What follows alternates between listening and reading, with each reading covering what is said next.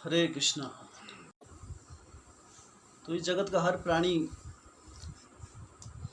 हम हर एक प्राणी, चाहे वो मनुष्य जाति का हो, चाहे कोई पशु हो, पक्षी हो, या कोई जल में रहने वाला, हाँ, या फिर कोई रेंगने वाला जंतु है, एक चीज़ सब में समान होती है, वो है प्रसन्नता पाने की इच्छा, खुशी पाने की इच्छा, प्लेजर सीकिंग नेचर। तो हर व्यक्ति इस जगत में खुश होना चाहता है। भक्ति मार्ग में, और भक्ति मार्ग को एकमात्र माध्यम बताया गया है कि जिससे हमारा पूर्ण रूप से हृदय संतुष्ट होता है, और जिस प्रसन्नता के लिए हर व्यक्ति दौड़ में लगा हुआ है, तो उस प्रसन्नता को हम सिर्फ एकमात्र भगवान श्री कृष्ण की भक्ति के मार्ग से, शुद्ध भक्ति मार्ग से इसे अपना सकते हैं। किंतु भक्ति मार्ग में आने के बाद, सारे नियमों का पालन करने के बाद, हाँ, भगवान की कथाओं का हम श्रवण करते हैं, उनके नाम का जप करते हैं, और भक्तों का संग, हर प्रकार की क्रियाओं को अपने जीवन में अपनाने के बाद भी वो हमारे हृदय में वो भौतिक जो इच्छाएं हैं वो जाती नहीं है। वो भौतिक इच्छाएं जो हैं वो बार बार वापस आ जाती हैं। तो हम उसको कोशिश कर रहे हैं कि जीवन में ना आए, लेकिन तो जितना हम नकारते हैं, जैसे शास्त्रों में अष्टांग योग का वर्णन दिया गया है। अष्टांग योग, दरअसल अष्टांग योग की ये जो नियम है, ये दरअसल पहले जब योगिक सिद्धियां जब प्राप्त करते थे लोग सतयुग में, उस समय ये माध्यम था भगवान की भक्ति में अग्रसर होने का। तो यम नियम, प्राणायाम, आसन, प्रत्याहार, धारणा, ध्यान और समाधि, यह है अष्टांग योग। तो 8 प्रकार की इसमें योगिक इसमें प्रोसेसेस हैं, क्रियाएं हैं। तो जब इसमें निपुण हो जाता है व्यक्ति, तो अंत में धारणा, ध्यान और समाधि, अंत में वो भगवान की समाधि, मतलब वो भगवान को अपने हृदय में देख पाता है और उसमें, हाँ, पूर्ण रूप से एक चित्त हो जाता है। लेकिन ये जो नियम है, यम नियम, आसन, प्राणायाम, प्रत्याहार मतलब सारी इंद्रियों को ना कहना, प्रत्याहार मतलब इंद्रियों को का भोजन बंद कर देना पूर्ण रूप से। जैसे जो योगी होते हैं, तो जो अभी भी ऐसे योगी पाए जाते हैं, अगर हिमालय में आप जाएंगे या कई ऐसी जगह पर, धार्मिक स्थानों पर, वहाँ पर योगी अभी भी तपस्या करते हैं। इतनी कठोर तपस्याएं वो करते हैं। हाँ, कई बार वो तपस्या करते हैं पंचाग्नि में, चारों तरफ अपने आग जला देते हैं, और 5वां सूर्य, तो सूर्य की तपती गर्मी में चारों तरफ आग जलाकर, हाँ, वो साधना करते हैं, ताकि ये जीवन के जो कष्ट है उनके सहने की इतनी शक्ति हो जाए और इसको वो पार कर जाए, हाँ, भौतिक जगत के सुख दुख से वो ऊपर निकल जाए। लेकिन कलयुग में इन योग सिद्धियों को, इन योग जो हमारे जो साधन हैं, इन्हें अपनाने के किसी के अंदर भी योग्यता नहीं है। और इन सिद्धियों के माध्यम से हम क्या करते हैं, अपनी इंद्रियों को नकारते हैं कि हमें इंद्रियों को भोजन नहीं देना है, और इंद्रियों को भोजन ना देने से, हाँ, लेकिन इंद्रियों को तो भोजन देना मना कर देते हैं, लेकिन वो हृदय से इंद्रिय भोग की जो चेष्टा है वो नहीं जाती है। तो इंद्रियों को सेवन करना हमने बंद कर दिया। जैसे कई बार कोई व्यक्ति व्यसन करता है कुछ, तो उसके मन में इच्छा होती है कि ये गलत है, तो उसे छोड़ता है वो, और उस पर प्रत्याहार बोलते हैं उसको, कि उसने उसका त्याग कर दिया। लेकिन हृदय से वो इच्छा का त्याग नहीं हो पाता है, वो इच्छा नहीं जाती है। क्यों नहीं जाती है? तो भगवान श्री कृष्ण गीता में कहते हैं कि विषया विनिवर्तन्ते निराहारस्य देहिना रसो वर्जम रसोप्यस्य परम दृष्ट्वा निवर्तते।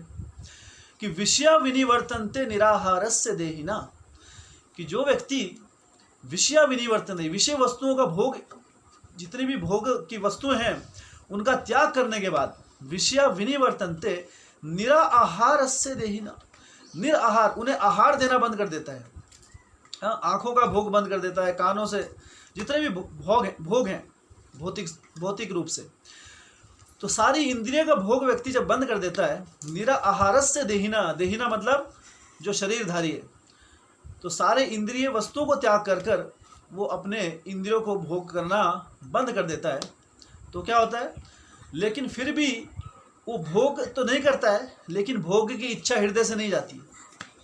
हाँ, तो ये साधक के साथ जब भक्ति में नए नए हम आते हैं तो उस समय भक्ति में आनंद आता है, भक्ति में आगे बढ़ते हैं, लेकिन साथ साथ वो भौतिक इच्छाएं वो भी हृदय में बार बार आ जाती हैं। तो उन भौतिक इच्छाओं को बेशक हम, क्योंकि नियमों का पालन कर रहे हैं, तो नियमों का पालन कर रहे हैं, तो उन इच्छाओं को हम स्थूल स्तर पर उन्हें अपने जीवन में नहीं अपनाते, लेकिन मानसिक स्तर पर वो रहती हैं। तो मानसिक स्तर पर जब तक रहेंगी तब तक ये हृदय तब भी संतुष्ट नहीं हो पाएगा। हृदय की पूर्ण रूप से संतुष्टि हमारी तब होगी जब हम इंद्रिय भोग, हमारा शारीरिक स्तर पे, बहुत स्थूल स्तर पे और सूक्ष्म स्तर पर, दोनों तरफ से जब हम इस इंद्रिय भोग से दूर चले जाएंगे, तब हमारा हृदय पूर्ण रूप से संतुष्ट होता है। तो जो वैदिक भक्ति मार्ग है उसमें भी हम इन नियमों का पालन करते हैं। तो इन नियमों का पालन करते हैं, हाँ, हम अपने जीवन में, जैसे हम रूप गोस्वामी कहते हैं, अत्याहार विहारस्य, हाँ, प्रजल्पो नियमाग्रह, जनसंगश्च लौल्यम च, षड्बीर भक्ति विनश्यति। ये जो 6 चीज़ें हैं ये भक्ति का विनाश कर देती हैं। अत्याहार, हमें अत्याहार नहीं करना चाहिए, अत्यधिक भोजन नहीं करना चाहिए, या फिर अत्यधिक हमें धन एकत्रित करने के लिए अग्रसर नहीं होना चाहिए, जितनी हमें आवश्यकता है। हम अत्यधिक, अगर किसी भी चीज़ का हम अत्यधिक करेंगे उसे कहते हैं अत्याहार। अत्याहार एक भक्ति योगी के लिए ये जीवन में बहुत बड़ी रुकावट है। अत्याहार विहारस्य, हाँ, तो इसलिए अत्याहार सबसे पहला नियम। हाँ, प्रजल्पा नहीं करना है। तो भक्त क्या सभी नियमों का पालन करते हैं, प्रजल्प ना करने की कोशिश करते हैं, हाँ, अत्याहार नहीं करते हैं, नियमों का पालन करते हैं, विधि विधान जो दिए हैं नवविधा भक्ति उन्हें अपने जीवन में अपनाने की चेष्टा करते हैं, भगवान का नाम जपते हैं, हरि भक्ति, हरि संग लेते हैं, हरि भक्ति का, भक्तों का संग लेते हैं। तो इस प्रकार पूर्ण रूप से कोशिश करते हैं। लेकिन रसोवर्जम रसोप्यस्य, तो रसोवर्जम, वो जो रस है, भौतिक इच्छाओं का जो रस है, भौतिक इंद्रिय भोग का जो रस है, रसोवर्जम, उसका त्याग करने के बाद रसोप्यस्य, फिर भी उसके लिए इच्छा रह जाती है। तो क्या करें, तो सब कुछ तो त्याग दिया लेकिन फिर भी हृदय में इच्छा रह गई। तो भगवान कहते हैं परम दृष्टवा निवर्तते, अगर उसे निवृत्त होना है, परम दृष्टवा निवर्तते, हमें हायर जो टेस्ट है, उच्च आनंद की जब तक हमें प्राप्ति नहीं होगी, अनुभूति नहीं होगी, तब तक इस भौतिक जगत के निम्न आनंदों की जो आसक्ति है हृदय से नहीं जाएगी। तो भक्ति मार्ग में आने के बाद भी अगर हम पूर्ण रूप से नियमों का पालन नहीं करेंगे अच्छे से, तो फिर ये जो आनंद है, भौतिक आनंदों की जो भावना चेष्टा है, ये बार बार हमारे पास वापस आती रही। तो इसका तो इसका जो उपाय है वो क्या है, रसोवर्जम रसोप्यस्य परम दृष्टिवा निवर्तते।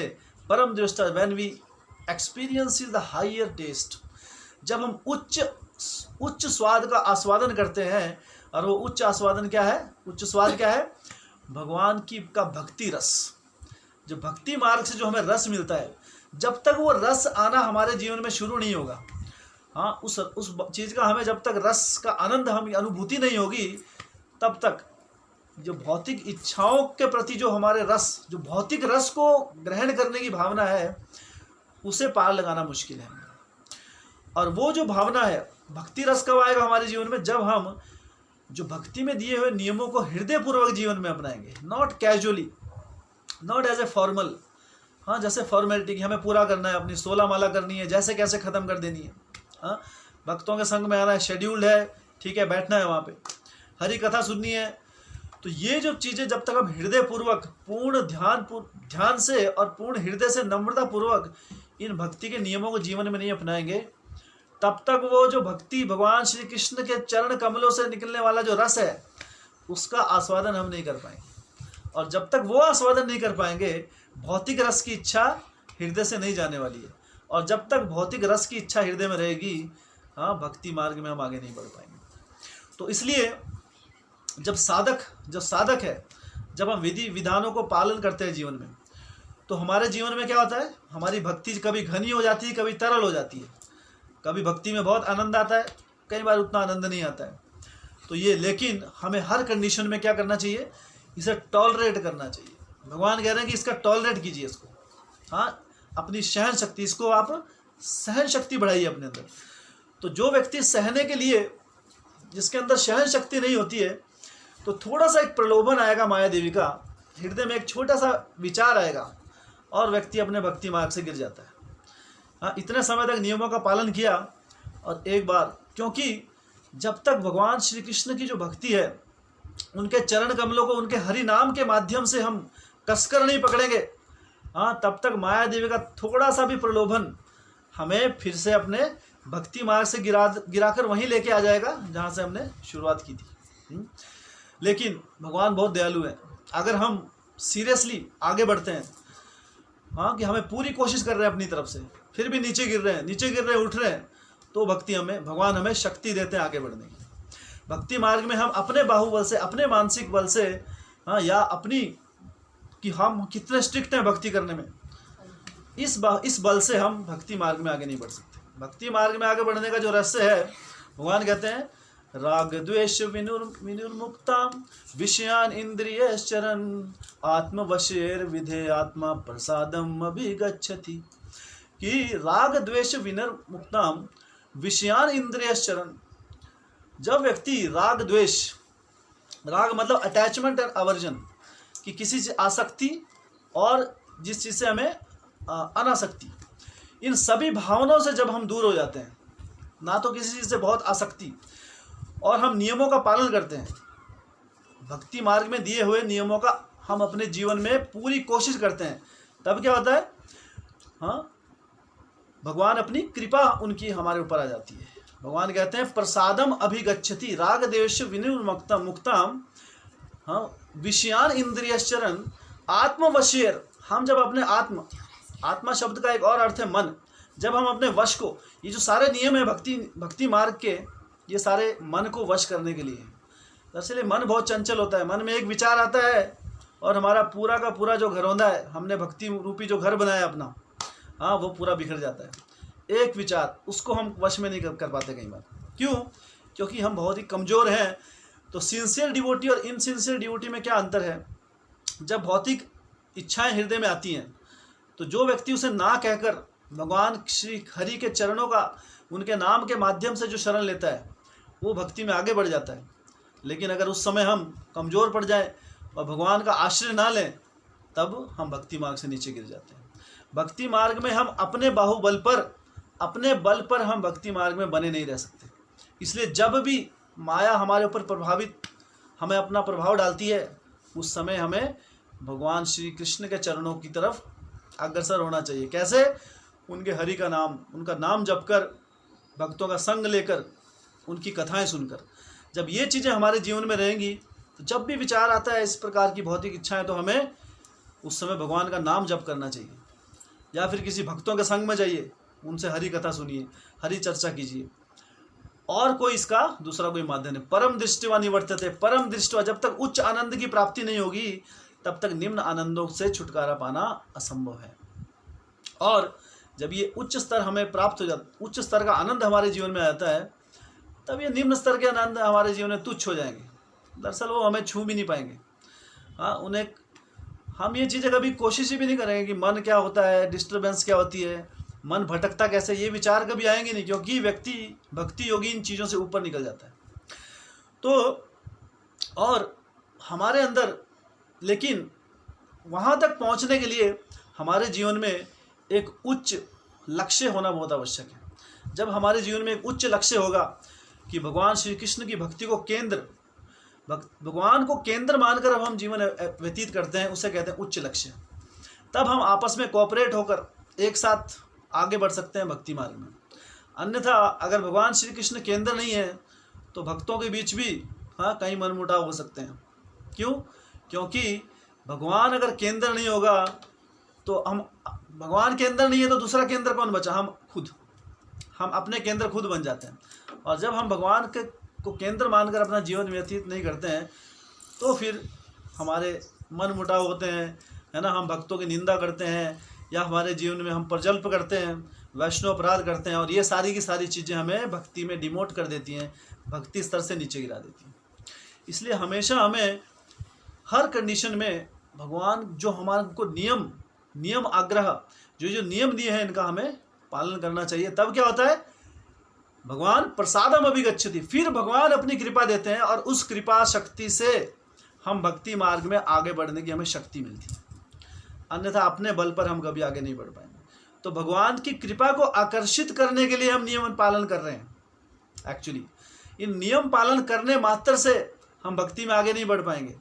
नियम पालन करने से भगवान की कृपा आकर्षित होती है, और भगवान की जब कृपा आकर्षित होती है तो उस कृपा के फलस्वरूप हमें जो स्ट्रेंथ मिलती है, हमें बल मिलता है भक्ति में आगे बढ़ने का, और फिर उस उच्च आनंद की प्राप्ति होती है। हाँ, लेकिन उसके लिए भगवान को केंद्र मानकर उनकी आज्ञाओं का पालन कर कर हमें आगे बढ़ना चाहिए। जैसे पिछली कथा में हम पढ़ रहे थे कि किस प्रकार राक्षस गण और देवी देवता वो दोनों एक साथ भगवान ने उनको लाया समुद्र मंथन के लिए। तो एक उच्च लक्ष्य, अभी जो देवता हैं और जो दानव है ये एक दूसरे के टोटली उनके खून के प्यासे हैं। हाँ, कि कब हमें मौका मिले और कब उनकी हम हत्या कर सकें। हाँ, राक्षस गण भी यही सोचते हैं देवी देवताओं के लिए, और देवी देवताओं की प्रवृत्ति भी राक्षसों के लिए इसी प्रकार की। तो सोचिए, जो इतने बैरी हैं एक दूसरे के, लेकिन हायर प्रिंसिपल भगवान श्री कृष्ण की बात उन्होंने मान ली। और हायर प्रिंसिपल क्या, उस अमृत, वो जो भक्ति रूपी अमृत है, उसे प्राप्त करने के लिए हम अपने छोटे मोटे डिफरेंसेस को साइड रख देते हैं। हाँ, तो हमारे डिफरेंसेस तो क्या होते हैं? हाँ, कुछ भी नहीं है। राक्षस और देवी देवताओं के बीच सोचे कितना मतभेद था, फिर भी जब उच्च लक्ष्य के लिए उन्होंने क्या किया, उच्च लक्ष्य की प्राप्ति के लिए उन्होंने एक साथ एग्रीमेंट किया कि अब हम एक साथ मिलकर समुद्र मंथन करेंगे। तो देखिए, भगवान श्री कृष्ण एकमात्र वो केंद्र हैं जो राक्षसों को और देवी देवताओं को एक साथ ला सकते हैं। तो हमारे हृदय में भी ये दोनों प्रवृत्तियां होती हैं। हाँ, राक्षसी प्रवृत्ति भी होती है, देवी देवताओं की प्रवृत्ति भी होती है। और इस जगत में दो टाइप के मनुष्य हमेशा होते हैं। हाँ, दो भूत लोक सर्गेस्मिन देव असुर एवचा विष्णु भक्त स्मृतो देवा आसुरस तत्विपर्या। पद्म पुराण कहती है कि दो टाइप के लोग होते हैं इस जगत में, देव असुर एवचा। एक होते हैं देव जो भगवान के भक्त हैं, और असुर जो नास्तिक होते हैं, जो भगवान की शिक्षाओं को नहीं मानते हैं, जो अपने हिसाब से चलते हैं, उन्हें असुर की व्याख्या दी गई है। तो दो टाइप के व्यक्ति, देव असुर। विष्णु भक्तो स्मृतो देवा, और जो विष्णु के भक्त हैं उन्हें कहा जाता है, उन्हें देव कहा जाता है। हाँ, और आसुरस तत् विपर्या, और जो उसके विपरीत हैं उन्हें क्या कहा गया है? आसुरस। क्यों गया आसुरस? क्योंकि प्रवृत्तियां आसुरस हैं, आसुरी हैं। कोई व्यक्ति की पहचान उसकी प्रवृत्ति से होती है, ये नहीं उसने कौन से कुल में जन्म लिया है, उसकी प्रवृत्तियां कैसी होंगी। तो जब हमारे अंदर भौतिक भोग की इच्छाएं होती हैं, जब हम किसी की कोई पूजा पाठ भी करते हैं, उपासना करते हैं भौतिक इच्छाओं की प्राप्ति के लिए, तो ये इच्छाएं भी आसुरी प्रवृत्तियां हैं। इसलिए क्या बोला गया है यहाँ पे कि विष्णु भक्तो स्मृतो देव आसुरस तद विपर्या। तो विष्णु के जो भक्त हैं वो क्या है? देव, और उसके विपरीत जो भी है क्या? आसुरस। पद्म पुराण ये कह रहे। तो ये हमारी जो प्रवृत्तियां हैं इंद्रिय भोग की, इसे आसुरी प्रवृत्ति का से संबोधित किया गया है।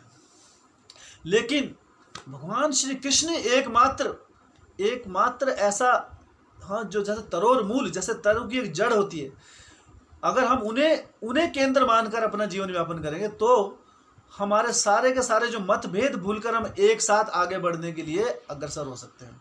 और इसका उदाहरण समुद्र मंथन की इस लीला के माध्यम से भगवान ने हमें दिखाया कि किस प्रकार राक्षसों को और देवी देवताओं को एक साथ कार्य करने के लिए एक ही प्रोजेक्ट के ऊपर, हाँ, उनका क्या प्रोजेक्ट था?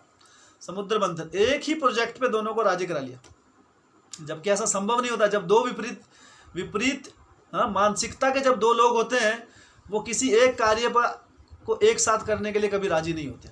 और वो तो असुर, हाँ, और देवी देवता थे। लेकिन भगवान के दिखाए गए मार्ग को अपने जीवन में मानकर और हायर उच्च श्रेणी, है ना, जब उन्होंने उस उच्च सिद्धांत को अपना लक्ष्य बनाया, जो कि क्या था? अमृत की प्राप्ति करना।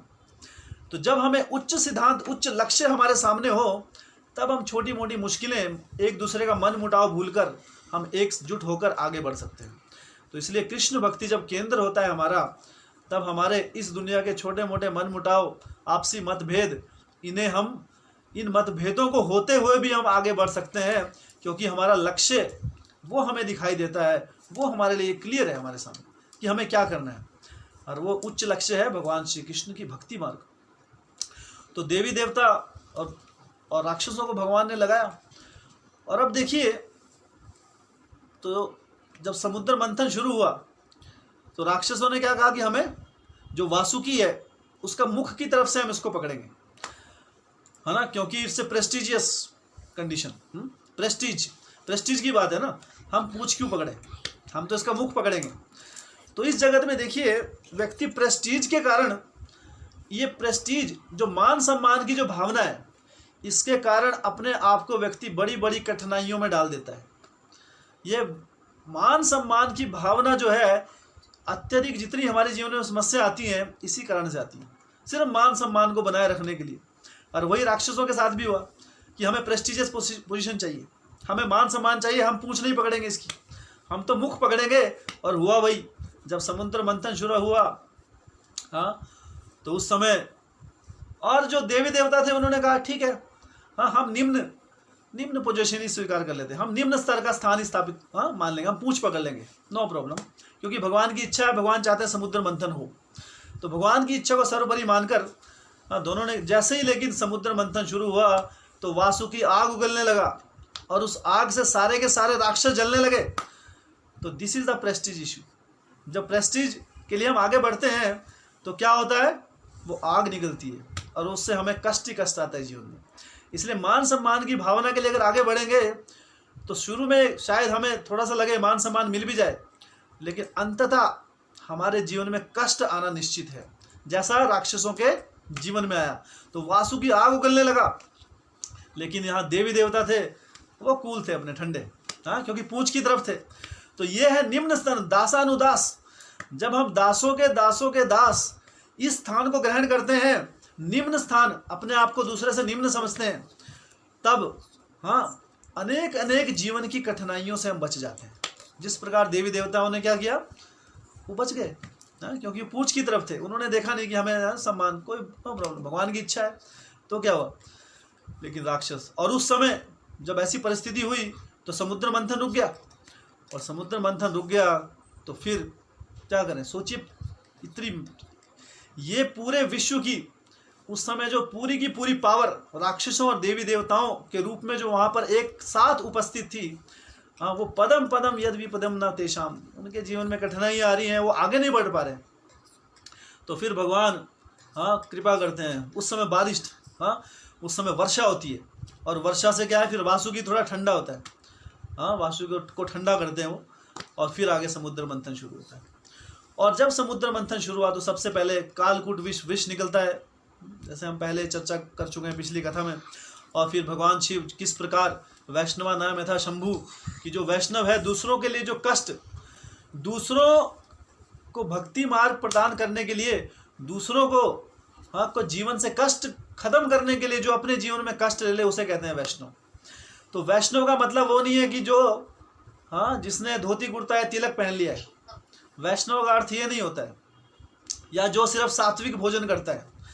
जो व्यक्ति दूसरों के जीवन के कष्ट को अपना कष्ट समझ ले और उस कष्ट को, दूसरों के कष्ट का निवारण करने के लिए खुद को कष्ट में डाल ले, उसे वैष्णव कहते हैं। और इस प्रवृत्ति से भगवान प्रसन्न होते हैं, हाँ। और वैष्णव का जो लक्ष्य है, विष्णु भक्ति का लक्ष्य है भगवान को प्रसन्न करना, ना कि बाकी, हाँ, सभी चीज़ों का बाह्य रूप से। इसलिए हमें अंतरंग वैष्णव बनना आवश्यक है, हाँ। बाह्य रूप से तो हम किसी प्रकार, हाँ, अपना स्वरूप बदल सकते हैं, लेकिन जब तक अंतरंग प्रवृत्ति हमारी वैष्णव जैसी नहीं होगी, तब तक भगवान हमारे किसी भी सेवा से प्रसन्न नहीं होंगे, हाँ। इसलिए हम, जब तक हमारा हृदय नम्र नहीं होगा, नम्रता पूर्वक हम कोई सेवा नहीं करेंगे, तब तक भगवान को उस सेवा में आनंद नहीं आता है। तो वैष्णव भगवान, हाँ, जो सबसे बड़े भक्त हैं, हाँ, भगवान शिव, उन्होंने क्या किया, पूरे जगत के कल्याण के लिए उस कालकूट विष को अपने कंठ में ग्रहण कर लिया, हाँ। और वो लिखते हैं कि भगवान की प्रसन्नता के लिए। तो ये है रियल वैष्णव। तो वो तो सभी वैष्णव में सर्वोच्च वैष्णव हैं। तो उन्होंने इस प्रकार का उदाहरण प्रस्तुत किया। और उसके बाद जैसे मंथन जब चलता रहा, तो अब जब कालकूट विष आ गया, तो वो विष इतना जहरीला था कि हर प्राणी उससे ग्रस्त हो गया, और ऐसा लग रहा है कि कुछ ही क्षणों में पूरी सृष्टि का हर प्राणी मृत्यु को प्राप्त हो जाएगा। लेकिन भगवान ने कहा कि अब आप रुकिए मत, आप निरंतर अभ्यास करते रहिए। जीवन में कष्ट आएंगे, भक्ति मार्ग में आगे बढ़ना है।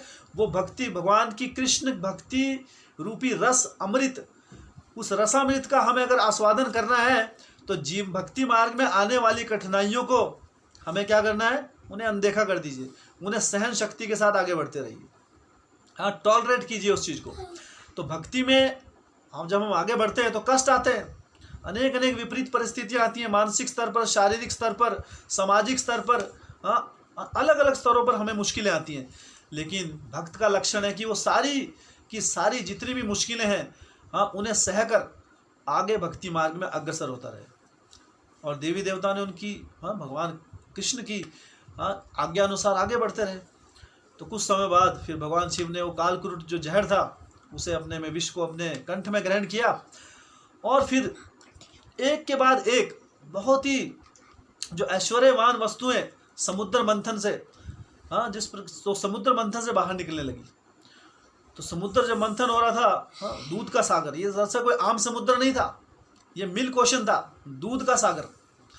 तो जब क्षीर सागर बोलते हैं, तो उसमें से फिर बहुत ही अच्छी अच्छी सुंदर सुंदर चीज़ें आने लगी। हाँ, कहीं घोड़े, हाथी, हाँ, लक्ष्मी देवी, कहीं अप्सराएं बाहर आने लगी उसमें से। लेकिन देवी देवताओं को भगवान ने कहा कि तुम किसी भी चीज़ के ऊपर अगर आकर्षित होगे तो अमृत नहीं मिल पाएगा। इसलिए भक्ति मार्ग में आगे बढ़ने के बाद जब हम आगे बढ़ते हैं तो अनेकों अनेक जीवन में सुख आते हैं, मानसिक रूप से हम सुख हो जाते हैं, हृदय में संतुष्टि आनी शुरू हो जाती है, हाँ, और हमारे मान सम्मान आता है जीवन में। लेकिन अगर इन्हीं सुखों में अगर फंस जाएंगे हम, तो वो कभी अमृत, भगवान का जो शुद्ध प्रेम रूपी अमृत हमें कभी प्राप्त नहीं होगा। हाँ, तो देवी देवताओं ने भगवान की आज्ञा मानकर सभी चीज़ों को अनदेखा किया, सारे जो भौतिक सुख थे उसका त्याग करते रहे। तो भौतिक सुख जो है ये हमारा प्राइज है। भौतिक सुखों का त्याग करना उस सर्वोच्च आध्यात्मिक सुख को प्राप्त करने का प्राइज है। परम दृष्टि व निवर्तते, और परम दृष्टि व निवर्तते क्या है, जब वो सुख परम सर्वोच्च आनंद की प्राप्ति के लिए हमें क्या करना है, टॉलरेट करना है, अपनी सहन शक्ति के साथ आगे बढ़ते रहना। फिर भगवान की कृपा आती है, प्रसादम अभिगच्छति, और हमें शक्ति मिलती है। तो भगवान ने शक्ति दी उनको, वो किसी की तरफ, तो उनका लक्ष्य क्लियर था, परम लक्ष्य उनका क्लियर था कि हमें अमृत की प्राप्ति करनी है, इसलिए वो किसी भी चीज़ की तरफ आकर्षित नहीं है। और फिर इस प्रकार अंत में जो पूरी की पूरी लीला है उसका जो सारांश अमृत, तो वहाँ पर उस अमृत को, अमृत का जो मटका लेकर भगवान के जो 12वें अवतार, इस अवतारों की श्रृंखलाओं में जो 12वें अवतार हैं धन्वंतरी के रूप में भगवान उस समय अवतरित हुए। तो भगवान धन्वंतरी के रूप में अमृत का, हाँ, अमृत का पात्र लेकर वहाँ पे, और सब के सब प्रसन्न हो गए कि अभी हमारे जितनी हमारी परिश्रम का फल हमें मिल गया। हाँ, लेकिन क्या हुआ, उस समय जैसे ही धन्वंतरी वहाँ पर वो अमृत का प्याला लेकर, अमृत का पात्र लेकर वहाँ पर आए, राक्षस क्योंकि बलशाली थे, हाँ, सारा का सारा युद्ध क्यों हुआ था, क्योंकि जो देवी देवता थे वो क्या कमज़ोर पड़ गए थे, क्योंकि उन्होंने दुर्वास मुनि के प्रति के शाप के कारण। तो और राक्षस बहुत अत्यधिक शक्तिशाली थे उस समय, तो वो शक्तिशाली थे, तो उन्होंने वो अमृत का प्याला, अमृत का जो पात्र था धन्वंतरी जी से, वो ग्रैब, वो छीन के वहाँ से अपने लिए लेकर वहाँ पे चले गए। और सारे के सभी देव देवता वहाँ खड़े रहकर कुछ नहीं कर सके। दे आर टोटली अपसेट, हाँ, टोटली फ्रस्ट्रेटेड, टोटल फ्रस्ट्रेट हो गया। अभी क्या करें, पूरी इतनी मेहनत करी, इतनी भगवान के पास आज्ञा, हम प्रार्थना करने गए कि भगवान, हाँ, देवी देवता ने हमारा राज्य ले लिया है, अब आप कुछ कीजिए। और फिर भगवान ने पूरी प्रोसेस बताई कि आप ऐसा कीजिए, समुद्र मंथन कीजिए और अंत में अमृत मिलेगा, और अमृत का जब आप पान करेंगे तो आप पुनः आपकी शक्तियाँ वापस आ जाएंगी और फिर से आपको राज्य वापस मिल जाएगा, आप राक्षसों से जीत पाएंगे। तो सारी की सारी जो मेहनत, सारी किए कराए पे पानी फिर गया, सारी की सारी मेहनत मिट्टी में मिल गई। कैसे कि जिसकी प्राप्ति के लिए इतना कष्ट उठाया वो अमृत, और वो अमृत लेकर राक्षस निकल गए छूमंतर। तो सारे के सभी देव, अब सोचिए देवी देवता और भी अधिक विकट परिस्थिति में थे। अगर वो जो अमृत का प्याला, वो अमृत अगर राक्षसगण उसको ग्रहण कर लेते तो पहले ही वो शक्तिशाली थे और कितने हजारों लाखों गुना और शक्तिशाली हो जाते, और इंद्र जो लोक था, जो स्वर्ग लोक था, वो देवी देवताओं को कभी वापस नहीं मिलता। तो सोचिए जितनी उनकी परिस्थिति पहले बुरी थी, जब भगवान विष्णु के पास वो प्रार्थना के लिए गए थे कि हमारी रक्षा कीजिए, अब उनकी परिस्थिति और भी बुरी हो गई। तो भक्ति मार्ग में जब आगे बढ़ते हैं तो कई बार ऐसा लगता है कि अरे कितनी परिस्थिति आ गई, कितनी विकट परिस्थितियाँ आई। लेकिन भक्ति का एक नियम है कि हमें भगवान के ऊपर से भरोसा नहीं उठाना है कभी भी, है ना। यहाँ पर भरोसा उठने के पूरे चांस थे कि भगवान सब कुछ किया, आपके निर्देशानुसार सब कुछ किया, लेकिन अमृत लेकर राक्षस निकल गए भी। हाँ, हमारे हाथ में भी कुछ नहीं है। तो सोचिए देवी देवताओं में कितनी शक्ति है। जो देवता है कितने असहाय हैं, श्रीमद् भागवतम की लीलाओं से हमें यहाँ पे पता लग रहा है। और जो खुद असहाय हैं वो हमें भगवान के धाम का रास्ता कैसे दिखा सकते हैं। हर कण पदम पदम, हर क्षण पे उन्हें भगवान श्री कृष्ण का आश्रय लेना पड़ता है अपने भौतिक जीवन में आगे बढ़ने के लिए। यह है देवी देवताओं का स्थान। तो जो शास्त्र हैं, वो शास्त्रों में जो ये जो स्टोरीज दी हैं, कहानियाँ, ये कहानियाँ नहीं है कोई, actually they are not just मनोरंजन के लिए, एंटरटेनमेंट के लिए, कि श्रीमद् भागवतम में कुछ एंटरटेनमेंट के लिए किसी फिक्शन राइटर ने कुछ लिख दिया।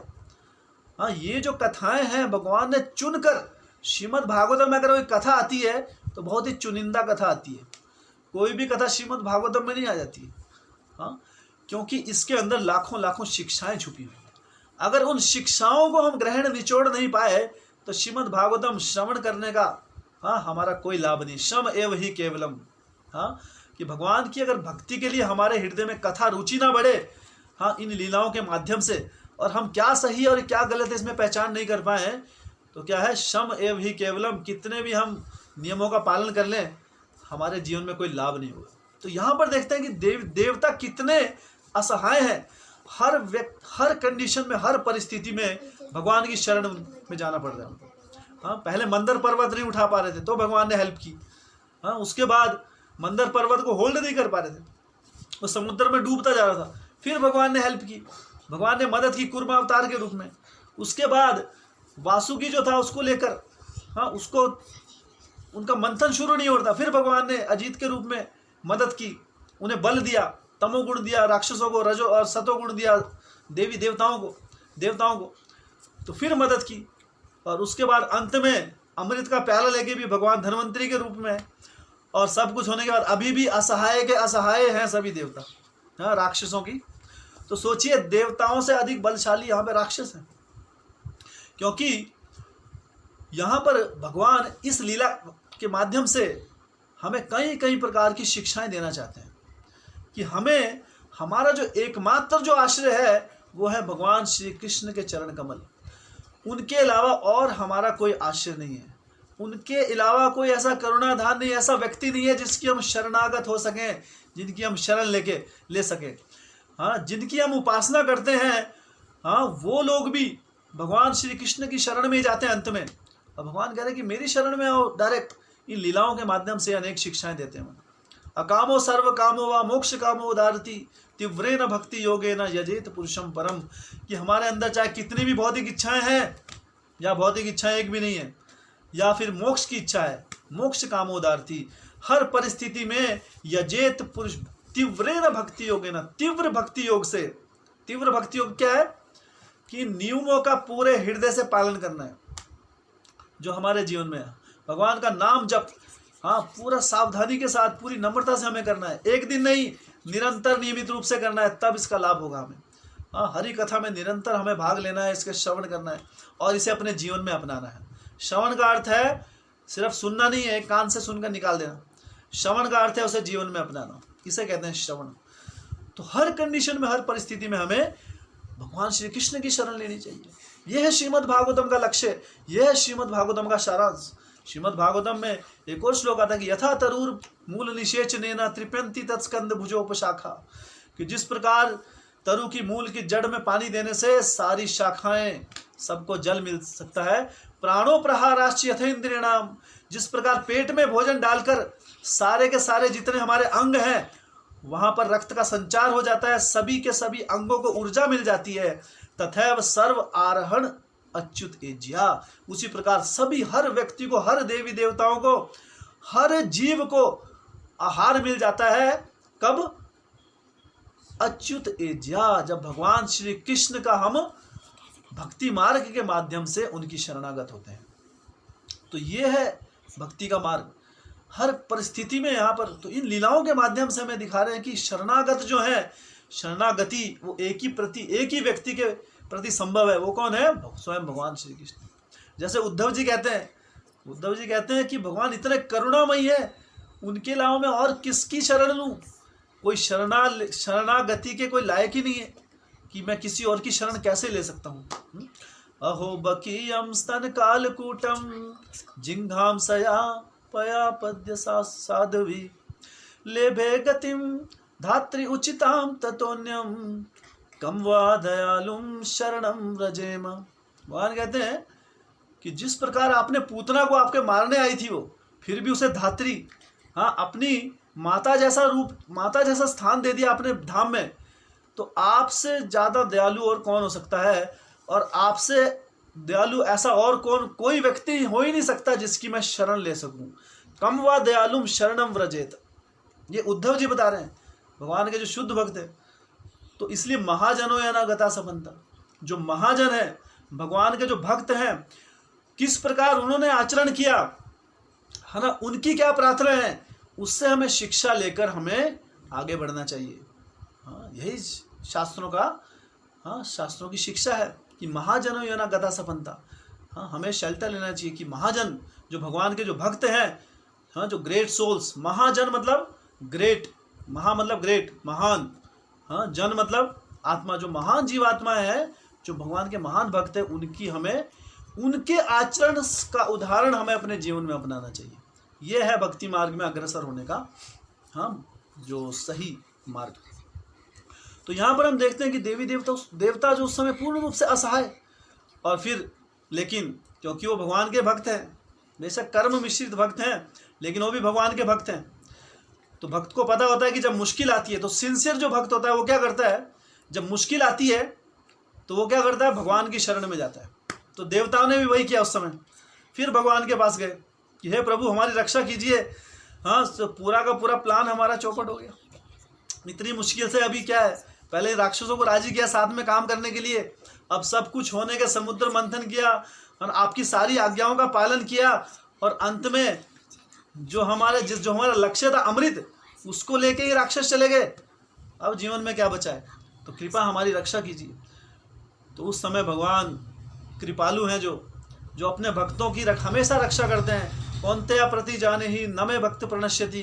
भगवान कहते हैं गीता में कि हे कौन्त्या, हाँ, हे कुंती नंदन अर्जुन, इस चीज को अनाउंस कर दो, घोषणा कर दो कि मेरे भक्तों की मैं हमेशा रक्षा करता हूँ, हर परिस्थिति में इसको विश्वास रखो।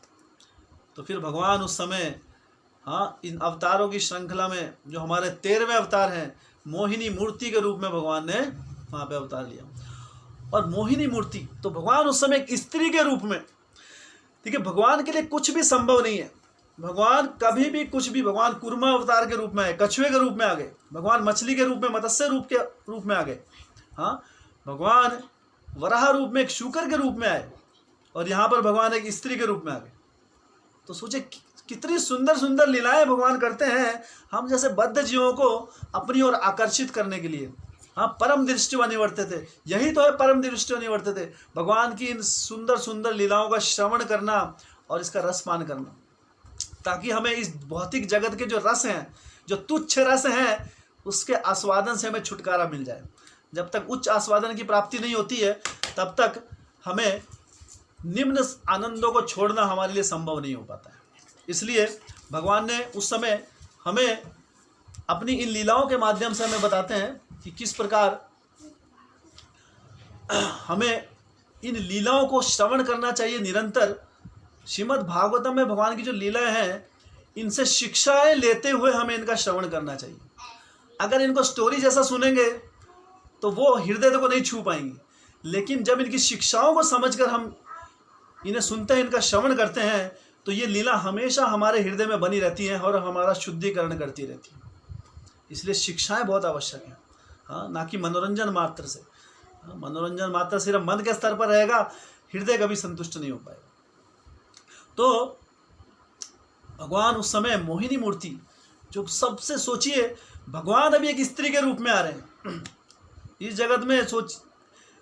हमें ऐसे ऐसे उदाहरण, बड़े बड़े महामुनियों के उदाहरण हम पढ़ते हैं। विश्वामित्र मुनि जैसे, विश्वामित्र जो मुनि थे, उन्होंने अनेकों 60,000 साल तक तपस्या की उन्होंने। और 60,000 साल के बाद इंद्रदेव ने सोचा कि अभी इंद्रदेव हर जगह होते हैं, Indradev is a great soul, है ना, भगवान की लीलाओं में उन्होंने बहुत साथ दिया है। तो उस समय भी जब विश्वामित्र मुनि तपस्या कर रहे थे, तो 60,000 की तपस्या के बाद अभी इंद्रदेव जी को लगा कि मेरा जो है ना सिंहासन छीन लेंगे। इंद्रदेव जी को यही प्रॉब्लम रहती है, उनको लगता है कि अरे कोई कुछ भी कर रहा है, मेरा सिंहासन। ये है प्रेस्टीज की प्रॉब्लम। जब आपको मान सम्मान मिल जाता है तो उस मान सम्मान को नहीं छोड़ना चाहते हो। हम जानते हैं अगर ये है ना, हर व्यक्ति मेरी तरफ ही देख रहा है ना, तो ये चेष्टा होती है। तो विश्वामित्र जी को भटकाने के लिए क्या, मेनका को भेज दिया। तो सोचिए 60,000 साल से तपस्या कर रहे हैं, 1-2 दिन 4-5 दिन से नहीं, 60,000। लेकिन क्योंकि वो अष्टांग योग के माध्यम से कर रहे थे सब कुछ, क्योंकि भगवान की जो शुद्ध भक्ति मार्ग, वो उन्होंने अपने भगवान के स्वरूप ध्यान जो था उसके ऊपर उन्होंने भगवान की भक्ति नहीं की। भगवान को कि साकार रूप के श्याम सुंदर रूप का सर्वोच्च मानकर भक्ति योग में नहीं लगे थे। इसलिए जब मेनका वहां पर आई तो उसने बस अपनी एक पायल छनकाई, छन छन, बस इतने में ही उनकी 60,000 साल की तपस्या टूट गई और सारा का सारा उनका जो तपोबल था वो नष्ट हो गया। तो सोचे कितने बड़े बड़े योगी, है ना, इस भौतिक जो सुख है, भौतिक आनंदों के इतने आसक्ति के कारण, है ना, अपने मार्ग से, भक्ति मार्ग से इतने समय के बाद भी भटक जाते हैं। लेकिन यहाँ पर सोचिए भगवान जब एक स्त्री के रूप में आए भी, तो इतनी मनमोहक थे वो। हाँ, श्रीमद् भागवतम में आगे हम पढ़ेंगे, तो मैं विस्तार में नहीं जा रहा हूँ अभी, उनके बारे में बहुत सुंदर वर्णन है। हर प्रकार से पूर्ण रूप से इतनी सुंदर मोहिनी मूर्ति, सबको मोह लेने वाली मूर्ति के रूप में भगवान ने उस समय अवतार लिया। और जब मोहिनी मूर्ति वहाँ पर आई तो सारे के सारे देवता और जो राक्षस थे, मेनली राक्षस, वो पूर्ण रूप से मंत्र मुग्ध हो गए उनके सौंदर्य को देखकर कि अरे हे देवी, तू सोच रहे कि ये इतने अंधकार में, इतनी फ्रस्ट्रेशन के बीच में ये कहाँ से आ गई अभी। तो सारे के सारे तो अभी क्या हुआ, मोहिनी मूर्ति के आने से पहले तो अभी जो राक्षस गण थे उनके पास पूरा अवसर था कि वो फिर से पूर्ण शक्तिशाली हो जाए और फिर जो स्वर्ग का अगर राज्य है वो हमेशा उनका बने रहेगा। लेकिन अभी अमृत उनका हो गया था, उनको क्या करना था, सिर्फ आपस में मिल बांट के उसको पी लेना था और कुछ नहीं था, है ना, कि सब अपने आप मिल बांट के सब, है ना, एक साथ जगह पे बैठे, है ना, जैसे हम प्रसादम लेते हैं, क्या करते हैं, सबके आगे एक कप रख देते हैं, एक कप रखना, चलो भाई चलो बैठ जाओ, धाम में बैठ जाओ, और सबको थोड़ा थोड़ा सर्व करना था और हो गया था। वो पूर्ण रूप से हजारों गुना अधिक शक्तिशाली हो जाते हैं। लेकिन जो राक्षस प्रवृत्ति होती है वो क्या होती है, उनके अंदर अहंकार इतना कूट कूट के भरा होता है। देखिए राक्षसों के पास अमृत आ गया था, उन्होंने छीन लिया था, लेकिन अब उनके अंदर आपसी लड़ाइयाँ चलनी होगी शुरू। अभी आपस में लड़ने लग गए, किस चीज़ के लिए, कि अमृत का पहला प्याला कौन पिएगा। जो पहला पिएगा इज मोस्ट प्रेस्टिजियस, सबसे ये पहला पीने वाला, मतलब, है ना, पहला प्याला की पहले अपनी बात है, जैसे उनको क्या चाहिए था। तो राक्षस प्रवृत्ति क्या होती है, ना तो वो शिक्षाएं लेते हैं। इससे थोड़ी देर पहले एक लीला हुई थी, क्या हुई थी, कि हमें वासुकी का सर चाहिए, तो उस समय भी प्रेस्टीज दिखाई थी, लेकिन बाद में क्या समस्या आई थी, वासुकी आग उगलने लगा था, फिर भगवान ने रक्षा की थी, लेकिन शिक्षा नहीं ली। हाँ, फिर से प्रेस्टीज, फिर मान सम्मान चाहिए, फिर बोलते अभी अमृत तो आ गया है, लेकिन सारे राक्षस मैं पहले पीऊंगा, मैं पहले पीऊंगा, मैं पहले पीऊंगा, और इस वार्तालाप में कोई भी अमृत नहीं पी सका। So this is the problem in this world. हमारे पास किसी के पास कोई कमी नहीं है भक्ति मार्ग में आगे बढ़ने की। हर व्यक्ति के पास अहेतु की अप्रतिहता भक्ति में आगे बढ़ने का अवसर होता है। भगवान की भक्ति क्या है, अमृत के समान। उस अमृत का पान करने के लिए, रस पान करने के लिए हर व्यक्ति योग्य है। भगवान ने बिना किसी रोग के, किसी भौतिक अड़चन हमारे उस भक्ति रस को प्राप्त करने के लिए बाधा नहीं बन सकती है। ये भक्ति का वरदान है। लेकिन हमारा अहंकार बीच में आ जाता है, हाँ, हमारी प्रेस्टीज इशू हमारे बीच में आता है कि नहीं, आई नो बेटर, मुझे अच्छा पता है, हाँ, अमृत ऐसे नहीं मिलेगा, ऐसे मिलेगा। हाँ, भगवान शास्त्रों में कह रहे हैं कि यह शास्त्र विधि उत्सृज्य वर्तते कामकारता न स शांतिम वाप्नोति न सुखम न परम गतिम। जो व्यक्ति शास्त्रों के विधि विधान को नहीं मानता है, ना उसे कभी सुख मिलता है, ना परम गति मिलती है, ना शांति मिलती है। लेकिन फिर भी हाँ, शास्त्रों को परित्याग कर कर व्यक्ति अपने हिसाब से हाँ, इस जगत में क्या सही गलत की परिभाषा अपने आप उसका चयन करते हैं। हाँ, और भगवान की दिया हुई शिक्षाओं को नकार देते हैं। तो उस अमृत को प्राप्त करना की योग्यता हर व्यक्ति को दी है भगवान ने। इसलिए कहते हैं कि God is equal to everyone, भगवान सबके लिए इक्वल है, समान है। लेकिन हमारा अहंकार हमारे बीच जाता है कि नहीं मैं, हाँ, कि मुझे ज़्यादा पता है, हाँ, और हम नहीं। शास्त्र कहते हैं कि यद विज्ञानार्थम स गुरुम एव अभिगच्छेत, कि अगर आपको भक्ति रूपी ज्ञान चाहिए तो आपको किसी गुरु की शरण लेनी पड़ेगी, प्रमाणिक गुरु की, जो कि प्रमाणिक संप्रदायों के अंतर्गत हो। उसके माध्यम से, उस परंपरागत जब हम श्रवण करते हैं, तब हमारी भक्ति मार्ग में हम आगे बढ़ते हैं। ये शास्त्रों का नियम है। तद विद्धि प्रणिपातेन परिप्रश्नेन सेवया उपदेक्षन्ति ज्ञानम ज्ञानिनस् तत्वदर्शिना। भगवान कहते हैं कि अगर आपको ज्ञान प्राप्त करना है तो आपको तत्वदर्शी गुरु के पास जाना पड़ेगा, तब आप इस भक्ति में आगे बढ़ेंगे। यद विज्ञानार्थम, अगर आपको विज्ञान चाहिए, ये भक्ति रूपी ज्ञान चाहिए, स गुरुम एव अभिगच्छेत, आपको गुरु की शरण लेनी चाहिए। शास्त्र चिल्ला चिल्लाकर कह रहे हैं कि हमें गुरु की शरण में जाना चाहिए, हाँ, लेकिन हमारे अहंकार विमूढ़ आत्मा कर्ता अहम इति मन्यते, अहंकार से वशीभूत होकर लोग बोलते हैं, क्या समझते हैं कि मैं हूं करता। तो वही व्यक्ति गुरु की शरण लिए बिना ही वो अपना शास्त्रों का अध्ययन शुरू कर देते हैं। तो शास्त्रों में वो चीज़ चुन लेते हैं जो उनको अच्छी लगती है, कि नहीं ये भक्ति अभी मैं ऐसे कर रहा हूँ तो ठीक है, भक्ति ऐसे होती है। अगर ऐसे उनको अगर हम बताएंगे कि हाँ ऐसा लिखा है शास्त्रों में, गीता भागवत कह रही है, उसको नकार देंगे। क्यों? अहंकार विमूढ़ आत्मा। अहंकार क्या बोलता है कि मैं सही हूँ, हम भगवान के लिखे हुए शब्दों से भी हम ऊपर जाते हैं। तो ये चीज़ हमारे आड़ आ जाती है। अन्यथा भक्ति में आगे बढ़ना वेरी वेरी सिंपल। सिर्फ 2 शास्त्र, श्रीमद् भगवद गीता, श्रीमद् भागवतम, सब कुछ है, हर प्रश्न का उत्तर है इसमें। लेकिन उसको हम प्रामाणिकता से हमें सुनना पड़ेगा। जब प्रामाणिकता से उसे हम परंपरा में सुनेंगे, तब हमारे हृदय में कोई संशय नहीं रहेगा। छिद्यन्ते सर्व संशय, भिद्यन्ते हृदय ग्रंथि, छिद्यन्ते सर्व संशय। यह है श्रीमद् भागवतम का लक्षण, कि हमारे सारे के सारे डाउट क्लियर रहते हैं। लेकिन अहंकार के वशीभूत होकर हम क्या है, हमारे हाथ में वो प्याला है लेकिन उसे ग्रहण नहीं कर पाते हैं। वो अमृत का प्याला सामने पड़ा है, भक्तों का संग आपके पास है, सुविधा है, भगवान का नाम है, सबके पास जीवा है। कोई व्यक्ति ऐसा नहीं जिसका जीवा नहीं है। जीवा नहीं है तो कोई बात नहीं, मन तो है। हर व्यक्ति के पास भगवान का नाम, इसका श्रवण, इसका कीर्तन करने की फैसिलिटी है।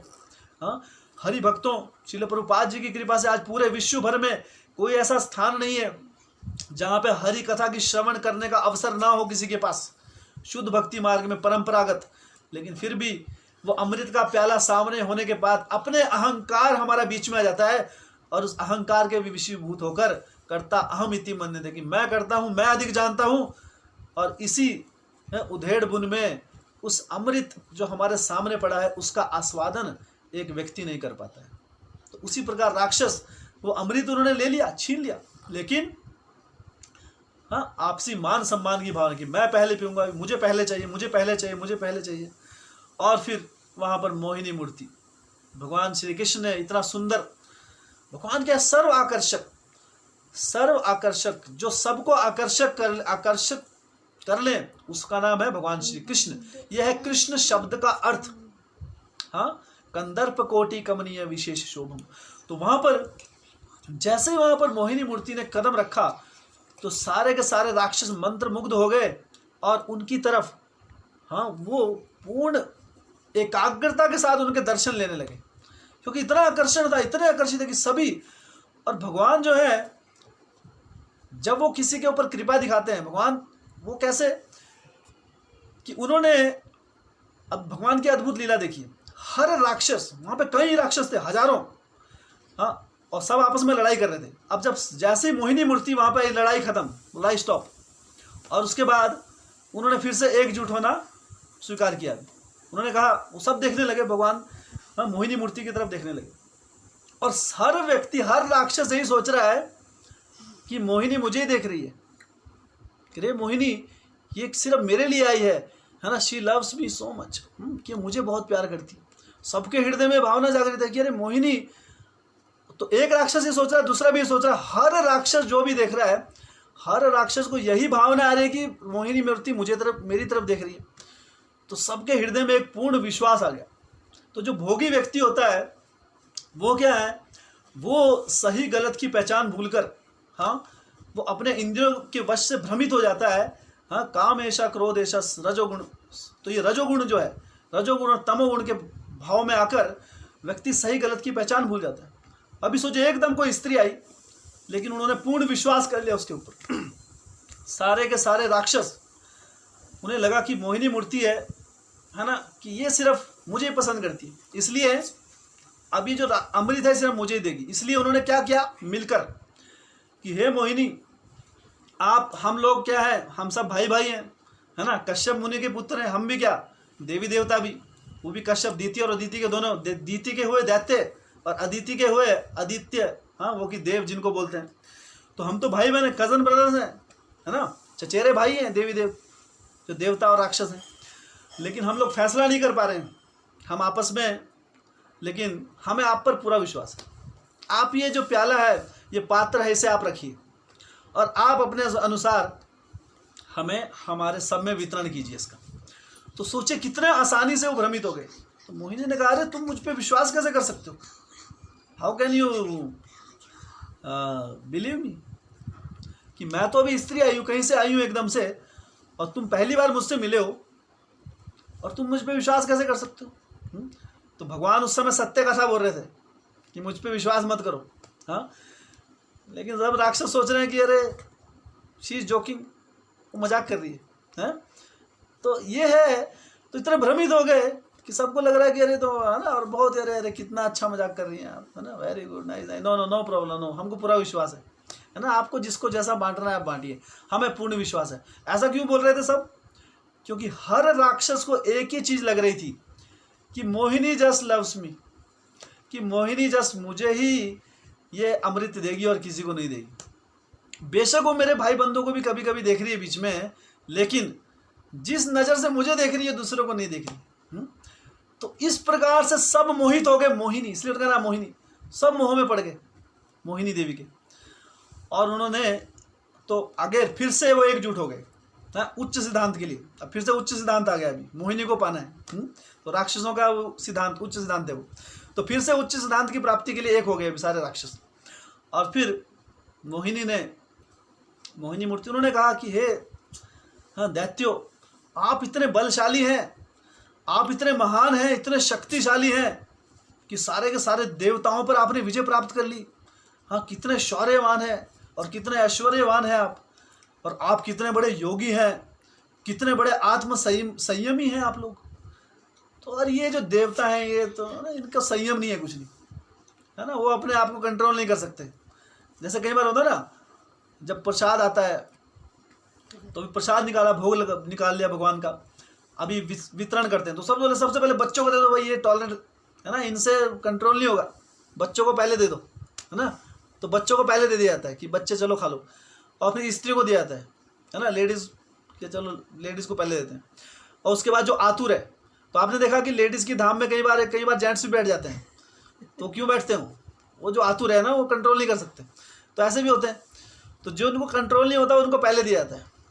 तो मोहिनी ने कहा कि अरे ये जो देवी देवता है इनको कंट्रोल नहीं है अपने ऊपर, है ना, तो एक काम करो, और आप तो इतने बड़े आत्मसंयमी योगी हैं आप तो, है ना, तो इसलिए आप थोड़ा वेट कीजिए, थोड़ा इनको निपटा के आती हूँ मैं, और विश्वास रखो मैं थोड़ा दूंगी इनको, थोड़ा दूंगी और मेजर पोर्शन आपको ही दूंगी, बाकी सारा का सारा अमृत आपका। तो सोचिए, पहले वो एक बूंद नहीं देने, सारा का सारा अमृत उनका था, लेकिन भी मोहिनी से मोहित होकर वो इस बात के लिए भी एग्री हो गए कि ठीक है चलो थोड़ा इनको दे दो। कह रहे हाँ, मोहिनी क्या मुझे पसंद करती है, अल्टीमेटली सारा मुझे देने, हर राक्षस यही सोच रहा है।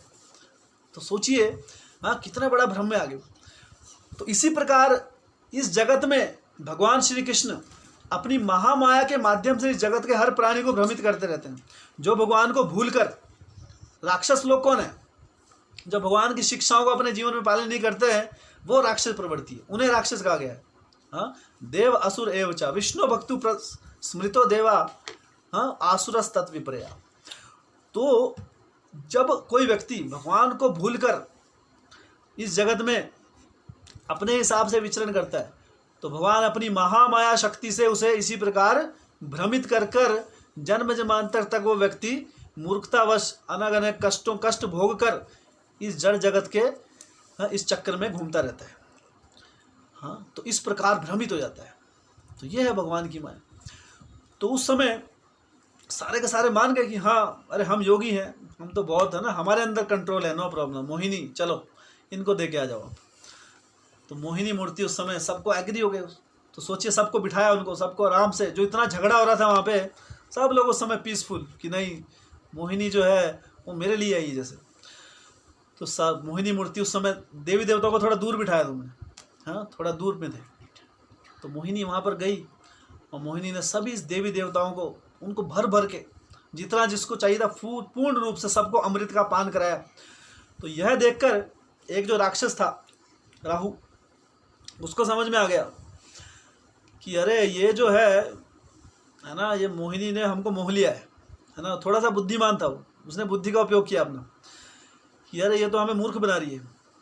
तो देवी देवता का भूत एक वेश बनाकर जाके, जैसे सब प्याले ले रहे थे, तो सब देवता का एक उसने वेश बनाया राहु ने, और वहाँ पर बैठ गया, हाँ, कि मुझे भी दो। तो मोहिनी ने जैसे ही दिया, उस समय देवताओं ने पहचान लिया उन्हें, चंद्रदेव ने, कि अरे अरे अरे ये तो राहु राक्षस है, राक्षस है। और जैसे ये बताया, उस समय इस मोहिनी मूर्ति भगवान श्री कृष्ण का चक्कर वहाँ पे आ गया। उन्होंने चक्कर निकाला, साथ साथ उसका, हाँ, वध कर दिया। तो जो अमृत था वो कंठ तक, कंठ से नीचे गया नहीं था, उसके पहले गला कट गया।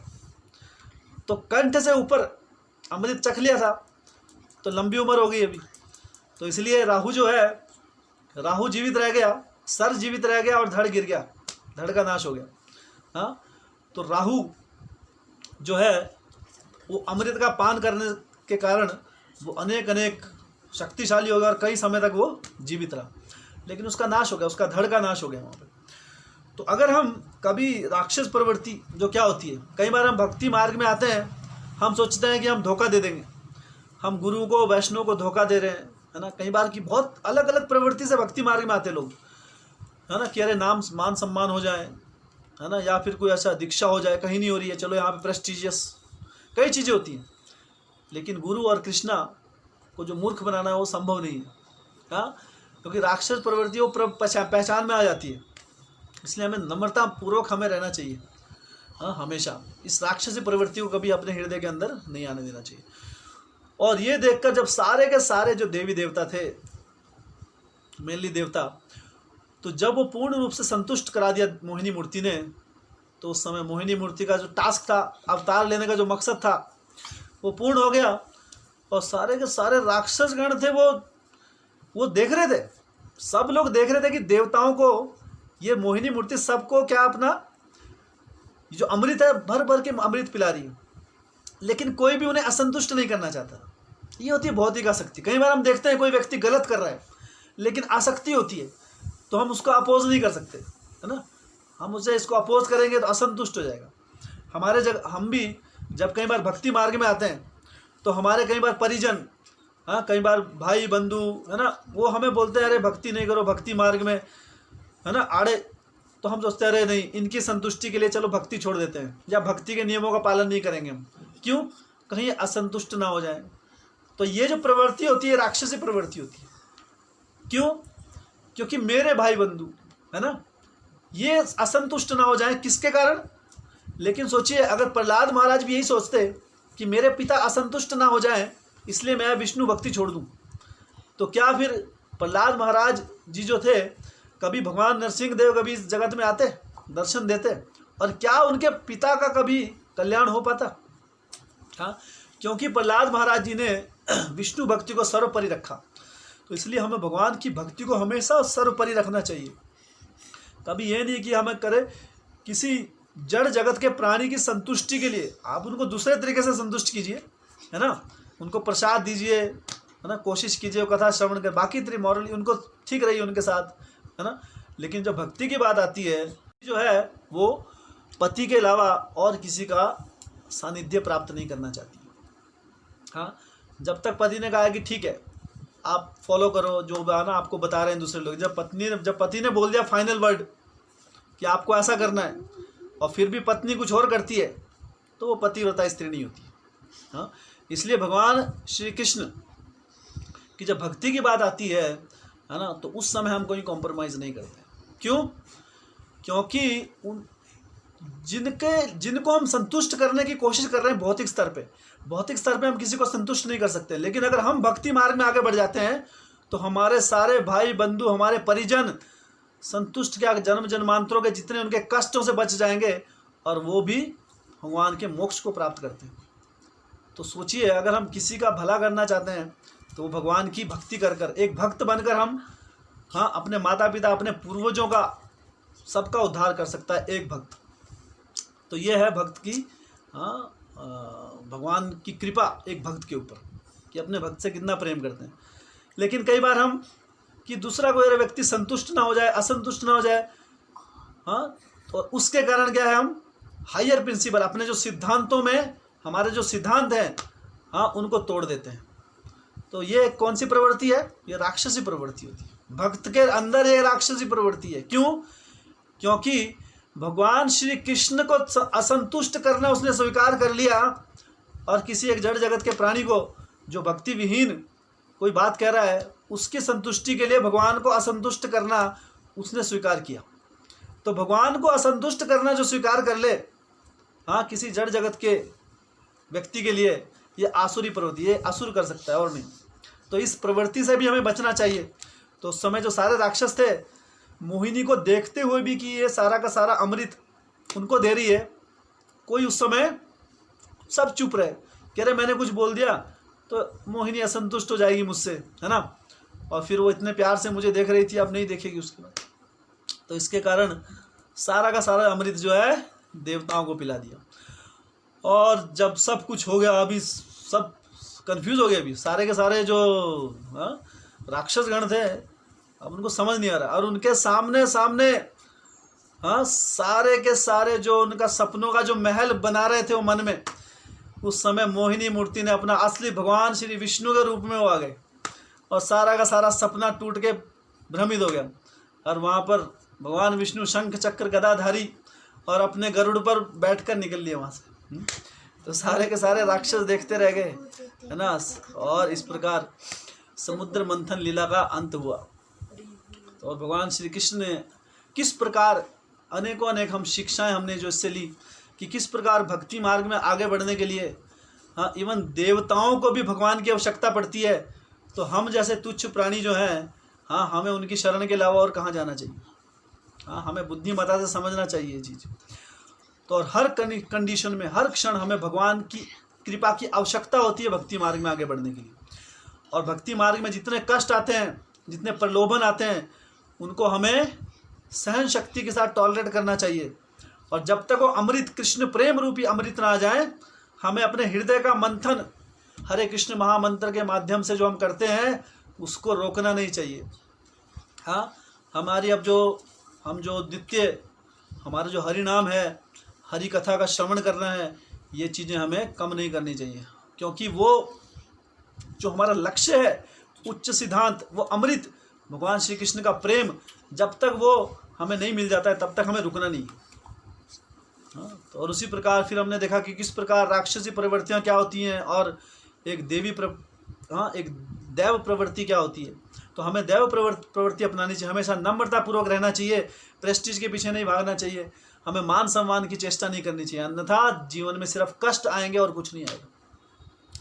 तो इस प्रकार अनेक शिक्षाएं हमें इस समुद्र मंथन लीला से, भगवान की लीला से मिलती हैं। तो आज की कथा को ही विराम देते हैं। बहुत बहुत धन्यवाद। ग्रंथराज श्रीमद् भागवतम की जय, श्रील प्रभुपाद की जय।